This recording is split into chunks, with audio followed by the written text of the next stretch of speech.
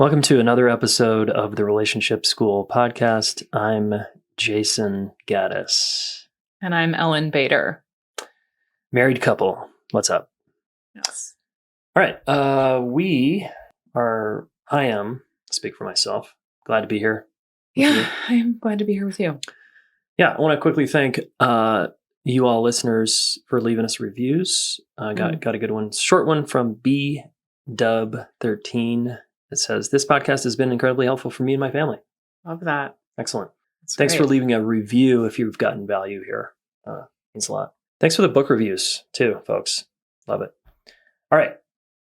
In this episode, we want to talk about dependency. And it's kind of like a 4-letter word. It kind of is, yeah, it's like this It word scares people don't people. want to look at. Yeah. Because immediately it conjures up what?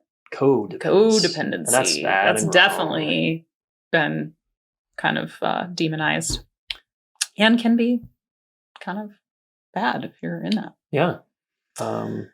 Yeah. So dependency, I think, Ellen, it would be helpful if we talk about just dependency in families, parents, child first, and then we can walk our way into adult relationships and dependency, because kind of what we're asserting here and what we'll get to is that we depend on each other. I depend on you. Yes. In our partnership. And I depend on you. For a lot of shit. For a lot of shit. And that's really not a problem. But if you have issues with people depending on you, or you depending on others because you're so damn independent and self-reliant. And that's how we should be all the time. Yeah. You're going to probably have challenges in your adult relationships, particularly an intimate partnership. So let's talk about just parents and kids first, just how incredibly dependent kids are. Yeah. Yeah. I mean, I think that's pretty, if we walk back to like the human development journey to the beginning, a brand new baby obviously can do virtually nothing for itself, for their self. And they're completely reliant on their caregivers for everything. And gradually over time, over many, many years, they're able to start becoming capable and having the capacity to care for themselves in a lot of ways. Totally. And that's the whole point, is you're raising a child as a parent to become more and more independent because they're so incredibly dependent. Yeah. So it takes 18 years to develop a independent human, you could say. Yeah. Yeah. These days it's a lot longer. This day and age, I think it's longer. It's like 30. Keeps getting longer. Yeah. Adolescence keeps getting longer. But yeah. And I think that when we think of needs, a lot of us think of like, okay, for babies, like feeding them, keeping them warm and dry and comfortable and, those basic needs for just survival. And another survival need we have is to attach, to connect, to bond. It's a survival need, a biological survival need. And we, in this day and age, definitely struggle with that. I think as a society, we struggle with that kind of dependency, that there's a person depending on our relationship, a baby even, on our care, our warmth, our attentiveness, our empathy, our care and interest. They're depending on us to provide that for them so that they can grow and develop psychologically as well. And it's kind of, any parent knows it's relentless meeting those needs. Yes. And having someone depend on you 24/7 for everything.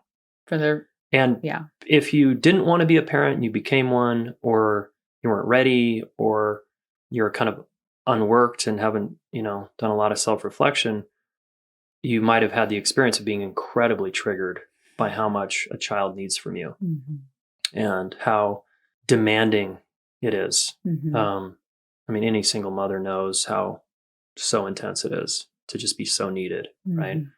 So I just want to validate, like it would make sense that it would make sense that there's reactivity.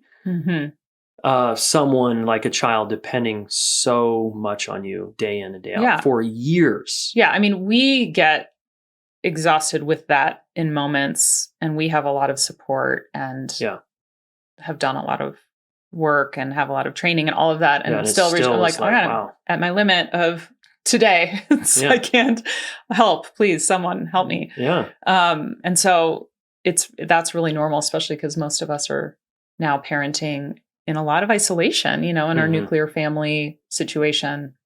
That's like the best case scenario right now. And it's not great. It's not great to have all those needs on one or two adults all the time. We don't have our village. There's lots of things we could talk about here, but basically children are very dependent for all of their psychological, physical, emotional, relational, spiritual needs for a long time. So it's a lot to show up for. I want to come back to child development in a minute, but just to say and then you become an adult and you find an intimate partner, and it can get kind of like, wait, you're supposed to be an independent person.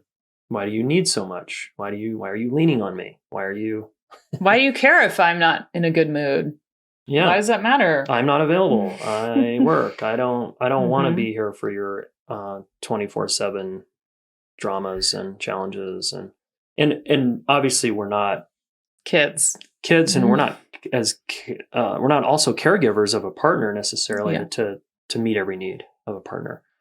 But you can see how this gets complicated when it's so demanding as for parents to meet kids' needs, and then you get into adult partnership and you want people to be more like self-reliant. A lot of people want that. And I think I want to back up there because I feel like I kind of jumped ahead a little there. I did. So we as humans, we depend on each other.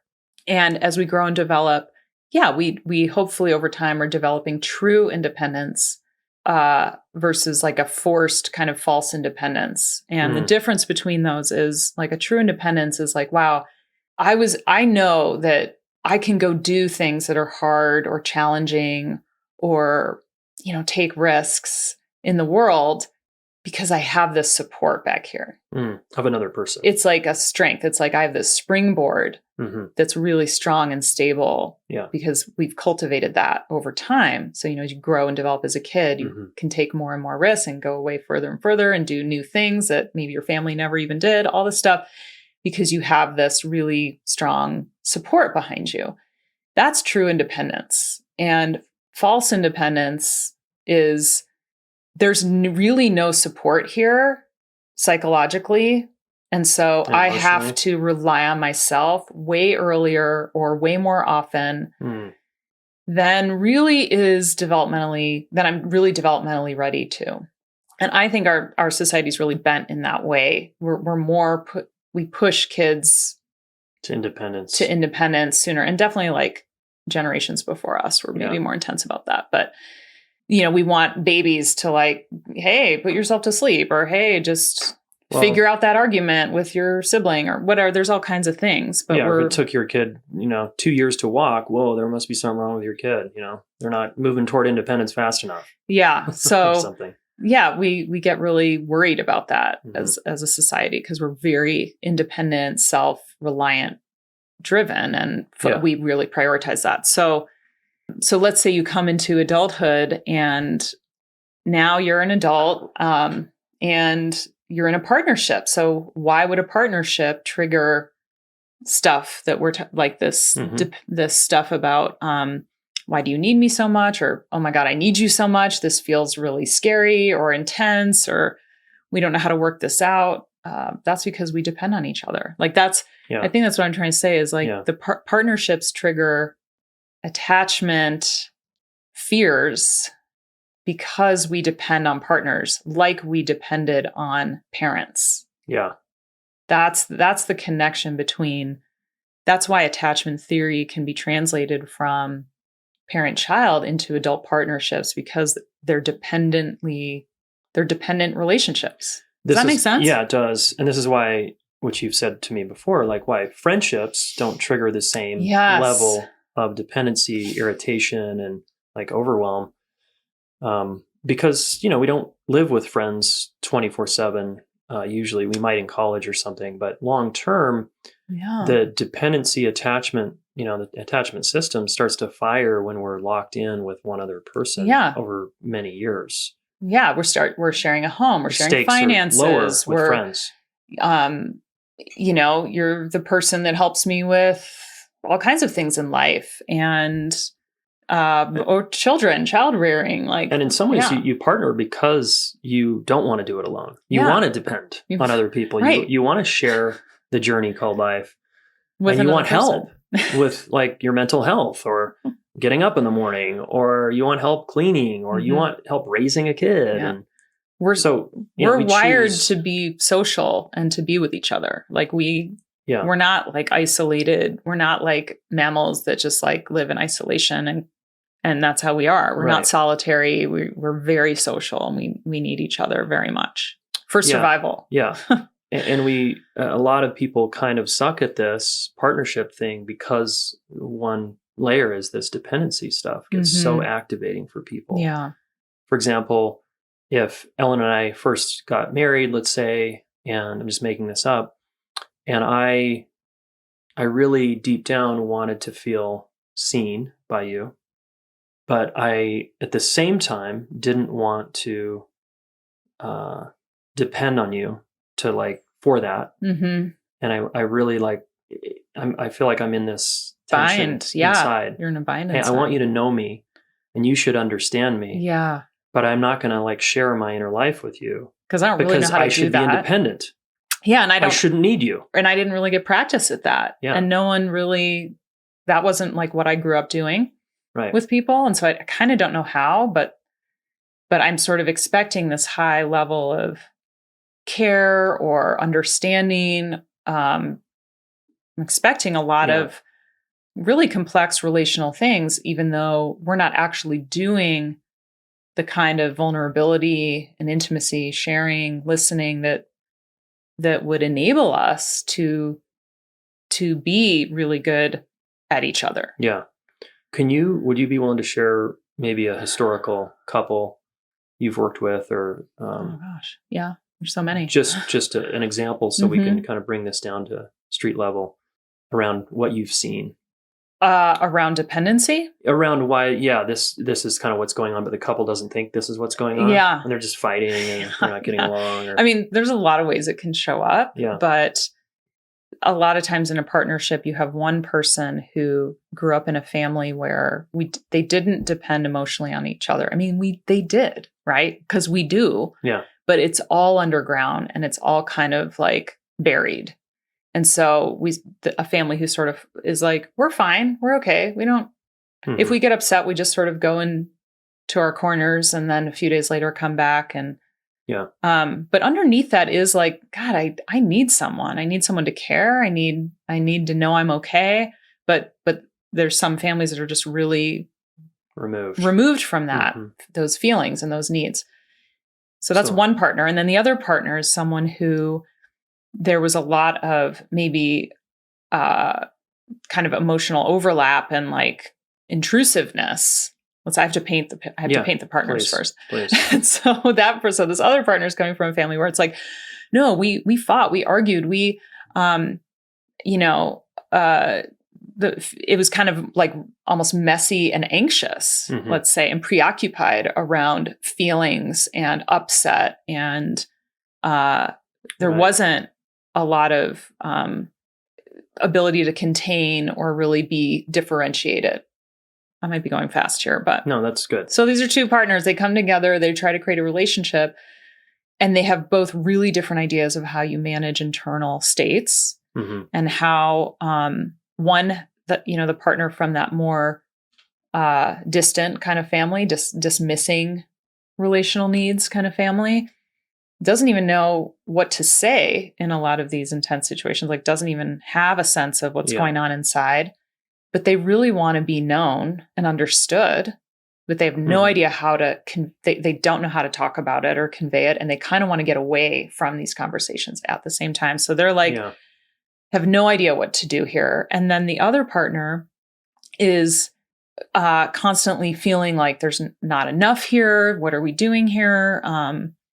And is like angry and agitated and being kind of intrusive and but isn't owning, or it doesn't know how to work out this sense of, wow, I depend on you, you depend on me. We have to be making sure we're not sending threat signals to each other. Yeah. Silence can be a threat signal. Anger can be a threat signal. So like these couples, I'm just thinking of so many that come in and they're doing all these things that are conveying threat to their partner and basically conveying like, you can't depend on me because look how unsafe I'm being, basically. Yeah. Look how angry I am, Yeah. or look how silent and withdrawn I am. And both people feel like I can't depend on you, but I'm kind of fighting for a certain way of being that is familiar to me, but is never going to work here. It's never going to feel good to both of us unless we create something totally new and different that's really different than what we know, actually. That's collaborative, that's fair. Like we get into secure functioning, you know, from staying tech and that whole idea. Right. All right, it's time to get very honest with yourself about your results you're getting in your relationship. And if you are like me, you didn't get a class on this stuff in high school or college, so relationships get complicated, right? But we created a course. I got so frustrated, I created a course called Relationship Mastery. It used to be called Deeper, and it's 9 months. It's a very big commitment, and people change their lives. One of the biggest outcomes they get is, I like myself more. I'm a better communicator, and I know how to have secure relationships. So it's 9 months. It's a journey. And I encourage you to come check us out here. If you've been thinking about this one, it's probably time. Okay. Just look at the results again in your life and go, okay, maybe I need to learn some stuff. It's really just about learning and applying yourself. Here's what one of our past participants, Steve, said about his experience. Yeah, when I came to the relationship school initially, I was in a really painful space. My marriage was challenged. My kids were young. I was in therapy. Therapy wasn't working. I just found myself in this confused, scared place. I'd heard Jayson on the podcast and felt like I'm a Marine, and just hearing Jayson's voice and the way that he was talking about love just connected with me and made a lot of sense. And that was in stark contrast with the kind of therapy that I was getting. Like, this is like boot camp for love. That would be the easiest analogy I could come up with, and just say, like, having that level of structure, that level of support, that level of care, that I haven't seen replicated elsewhere. The thing I just want to share is just the level of enormous gratitude I have for, my life crossing paths with Jayson Gaddis in the school, and what that's meant to me on my life journey, and as a man, as a father, as a son, as a human being. Like, I wouldn't get to be the person I am today. I just can't see how that would be possible. And I'm just very, super grateful. Okay, pretty amazing. Steve went on to graduate this course and go into our coaching program, and then go into our couples coaching program. He's an awesome guy. He worked hard, and he's out there helping people right now. If you want to go on this relationship mastery journey with us, go to relationshipschool.com/relationship mastery to find out more, to have a free phone call with one of our team members, or to sign up. relationshipschool.com/relationship mastery. So I'm hearing if both partners could acknowledge, wow, this is where I'm wondering where dependency comes in. If they have that awareness. But they don't. I know, but if they could, like, would it be helpful to educate them about, you depend on this person completely. Totally, it does help. And you depend on this person completely for so many things. And can you see why this is so hard for you? Right. Yes. No, it totally does help to start bringing that into the room, because I think why we want to do this podcast is like this, we're talking about something normal and natural about human beings in primary relationships, whether that's parent-child, whether that's partners, it's mutual dependency. Yeah. Parent-child, it's one way, the child's depending on the parent. But if people can recognize, like, oh, of course I depend on you. I depend on you to be to listen, to be kind, to be psychologically sound. I depend on you to be able to regulate yourself. I depend on you to be able to do these things for yourself, for me, for us. If we can normalize that and just put it in the room, people can start to work with it more consciously. Like, okay, then since we depend on each other, since we're vulnerable, really, because depending is vulnerability. It's so vulnerable. How can we make this safe to depend on each other? Yeah. so we can go and do really cool things in our own lives, really cool things in the world, when we have that sense of that we have someone we can depend on that depends on us. Like when we have that really, when we're comfortable there and we're good there, we can go and be really, we can do amazing things in this relationship even too. What would be I'm thinking of an interesting exercise right now for a couple or you listening, is you can make a list. It'd just be an interesting experiment. I depend on you, and then for ... and actually write down all the things you depend on the other person for. And the first partner you described, I wonder if their list would be really small because they're so they might kind of draw more blanks. Avoidant attachment style. And they might be like, I'm fine. I don't depend on other people. I don't what are you depend on talking anyone, about? And I kind of don't depend on you. And if you got hit by a bus tomorrow, I'd be fine. Like, I wonder if that could be an interesting experiment for the couple to do, and then to cross-reference and share notes. Yeah, because like, wow, someone might have a huge list. Yeah, like, holy shit.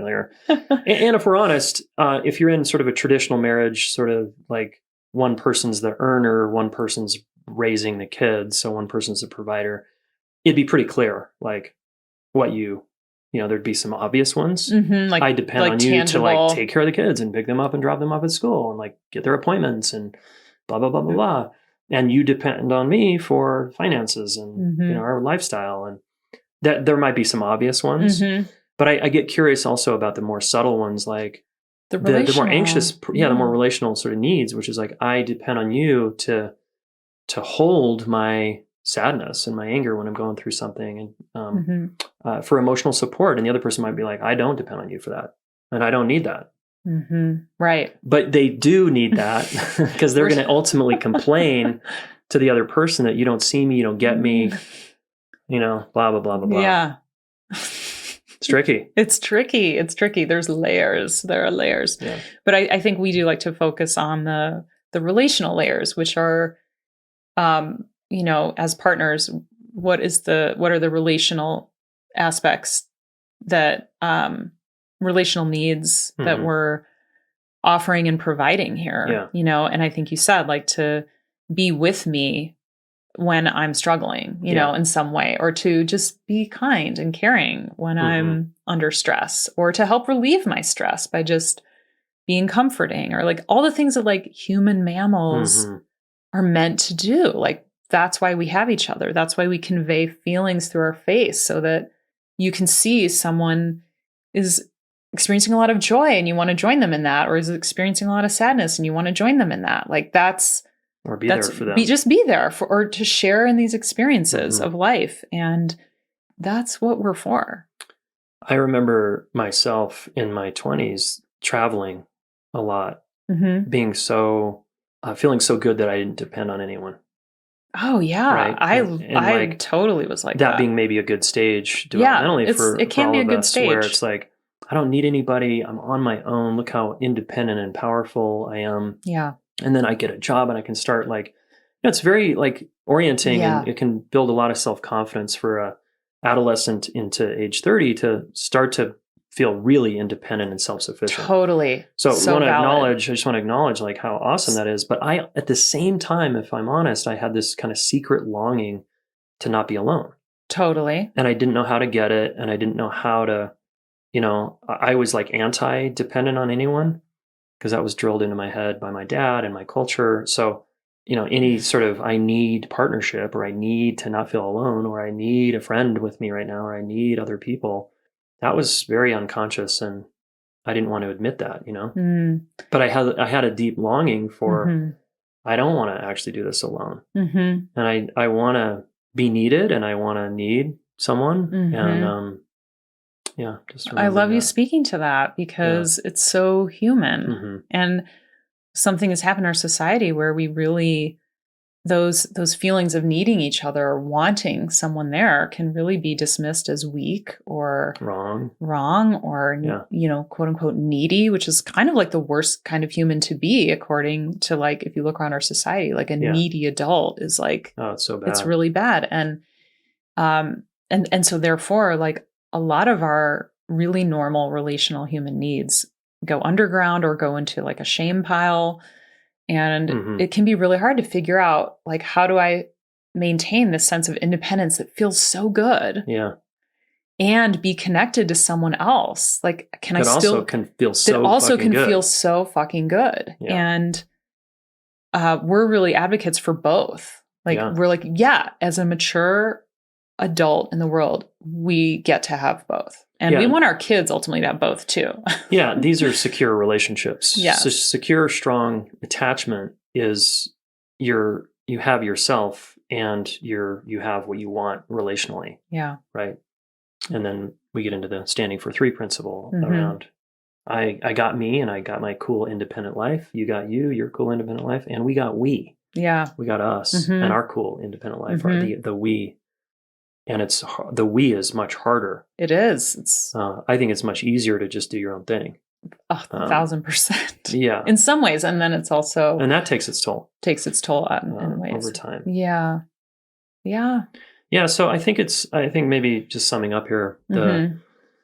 like, can it be okay? And we teach this in all the courses, and particularly relationship mastery around, can my needs be okay?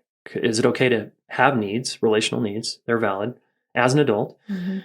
And can I learn how to get those needs met and choose people who will meet those needs, but can I also offer those to others? Yeah. Again, that's a secure partnership, what you're Mhm. after.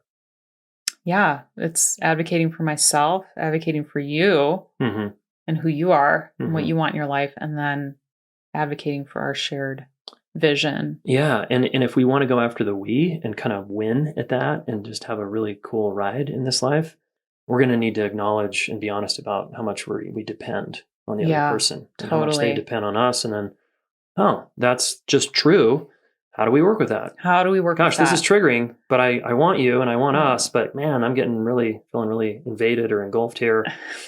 I don't want you to depend on me so much, but can I just relax and learn how to start working with that? Yeah. There's so much to work with in there. Yeah. And it is really vulnerable. It's to depend on Mhm. you at times where I'm like, fuck, Mhm. I want you with me. I don't want to go do this thing by myself. Or like we go through phases where we really need to kind of lean on each other more. Yeah. I do. I go through phases where I'm like, Yeah.